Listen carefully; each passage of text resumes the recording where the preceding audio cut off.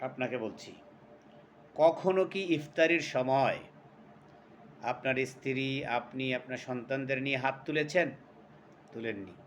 এটা চরম ভুল করছেন। নবীজি মোহাম্মদুর রসুল্লাহ সাল্লাল্লাহু আলাইহি ওয়াসাল্লাম বলেছেন, দুই ব্যক্তির দোয়া আল্লাহ কখনো ফেরত দেন না।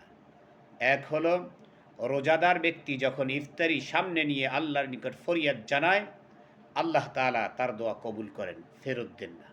আরেক হলো মাজলুম, যার উপর নির্যাতন করা হয়েছে, অসহায় মানুষের উপর যারা নির্যাতন করে, এই অসহায় মানুষ যখন আল্লাহ তাআলার নিকট ফরিয়াদ জানায়, আল্লাহ তাআলা রব্বুল আলামিন এই ব্যক্তির ফরিয়াদও ফেরত দেন না, কবুল করেন।